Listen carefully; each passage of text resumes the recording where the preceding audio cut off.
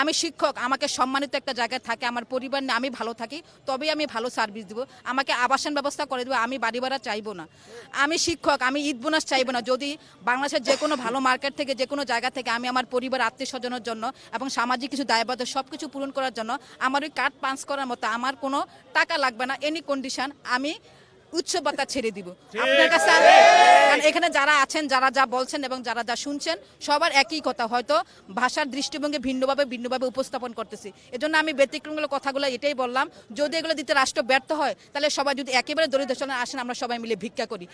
একজন থাকবে রাস্তা, যারা আমি শিক্ষক আছি বলে, শিক্ষার্থীরা আছে বলে আমি শিক্ষকের পরিচয়, শিক্ষক শিক্ষার্থী শিক্ষা প্রতিষ্ঠান আছে বলে আপনি শিক্ষা প্রতিষ্ঠার পরিচয়। আপনি কিসের শিক্ষা প্রতিষ্ঠান? একজন শিক্ষকের জীবন মান নিয়ে আপনি যদি ব্যবস্থা করতে না পারেন, আপনার মতো শিক্ষা প্রতিষ্ঠান কি প্রয়োজন?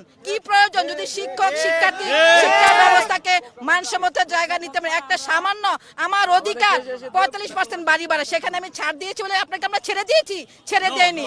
আপনি যদি এই যে আজকে শহীদ মিনারে দাঁড়িয়ে আছেন, এখানে কোনো শিক্ষা উপসচিব, কোনো সচিব, কোনো আমলা কামলা না, এখানে ছিল আমাদের প্রাণের শিক্ষার্থীরা, আমাদের প্রাণের শিক্ষকরা। যেই সম্মানিত জায়গা আমি কথা বলতেছি, শিক্ষক শিক্ষিত আজীবন ছিলেন। আপনারা দেখেছেন শিক্ষার্থীদের আন্দোলন, আপনারা কি সেই পুনরুত্থান হিসেবে শিক্ষকের আন্দোলন দেখতে চান? আমি থাকতে চাইনি, আমি আসতে চাইনি রাস্তায়, এটা আমার জায়গা নয়। রাস্তা হচ্ছে যান চলাচলের জন্য, আমি শিক্ষক, আমার স্থান হচ্ছে শিক্ষা শ্রেণীকক্ষে। আমাকে কে আনতে বাধ্য করেছে? কেন আমি সংসার সন্তান আমার শ্রেণীকক্ষে ছেড়ে আমি এখানে?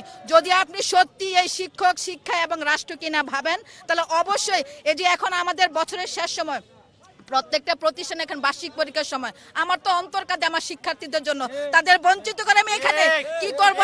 আই এম রিয়েলি সরি শিক্ষার্থীদের জন্য। কারণ আমি এখানে আমার ওয়ালে পিঠ থেকে গেছে। আমি ভালো থাকতে তবে না বাবা তোমাদেরকে আমরা ভালো পড়াবো।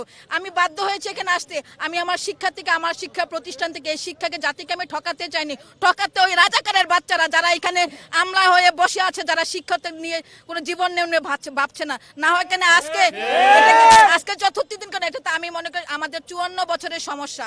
সারা জীবন সবকিছু যখনই শিক্ষক আর শিক্ষার্থীদের দিতে হয়, তখনই সমস্যা হবে। কিভাবে সবকিছু হবে? যখন আমাদের যে আনুষঙ্গিক ব্যয়গুলা প্রকল্পর নামে, তারপর হচ্ছে বিভিন্ন আমাদের ট্রেনিং এর নামে যেই ফেসিলিটি এগুলো করে রেখেছে, এগুলো বন্ধ করলে আমাদের ঈদ বোনাস সব কিছু হয়ে যায় এবং জাতীয়করণ করা সম্ভব।